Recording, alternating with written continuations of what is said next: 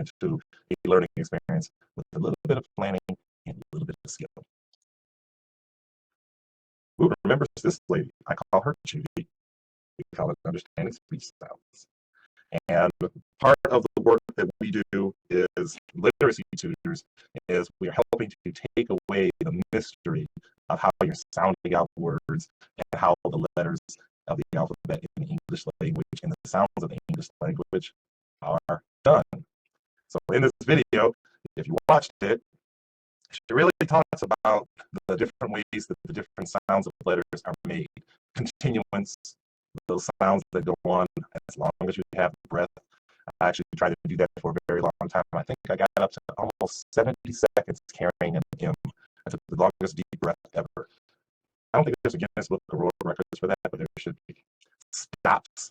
And this is important when you're working with English language learners, but everyone in the beginning, is to be able to effectively make those sounds and have those stops instead of buh, instead of tuh, or else they may start to sound out when they're sounding out words, putting in that extra vowel sound and making it so that it's very difficult for them to be able to sound out words or pronounce them without a proper stop. Voiced and unvoiced, if you were touching your throat to be able to see if you can feel it or not, then that's one of the ways to be able to determine if you're making it right. And that's a clue that you use for English language learners or new learners.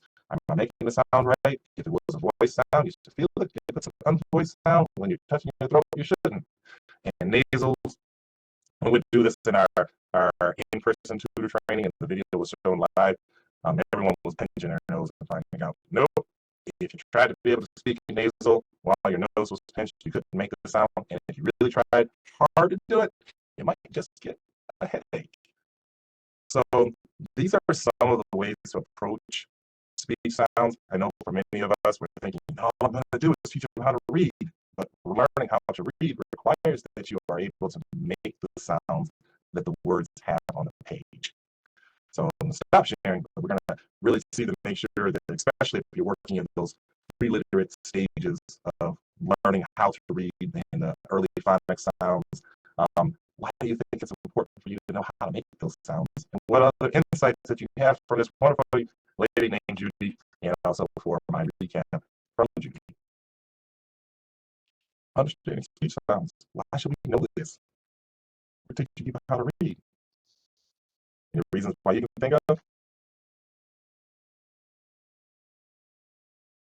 Especially if they're an English language learner, they may have learned those sounds and letters in a whole different way. So we need to teach them how they're pronounced in English. Yes, especially those short vowel sounds, E's, they sound like as. And so yes, but more importantly, sometimes a learner may actually have a fluency goal as well as a literacy goal. I want people to be able to understand me. And when we're working with English language learners, we're not really working toward the goal of saying you won't have an accent. We all have accents, but we are wanting them to be able to have the tools necessary so that they can be understood. So I can remember one of the ESL classes that I was a tutor for at El Concilio. We were trying to make the difference between how you make the V sound and the B sound. And oftentimes those were getting very confused. And when you're a tutor, you need to be the person who is the role model for it. And sometimes you can use what is called the total physical response. That's when you're acting it out to be able to make it so that it's easier to be able to explain the difference between a B and a V. Now, if you just look at the camera right now, and I say the difference between a B and a V, you can barely see that there's any difference that I did to my face. But when you are the one who's teaching, it's required that you first of all remember how that sound is made. First of all, a B is a stop, so it's not going to be like B, and it goes on forever. So it's going to be really quick, but a V can go on forever. So first I was showing them the difference. A B, you're kind of biting your lip.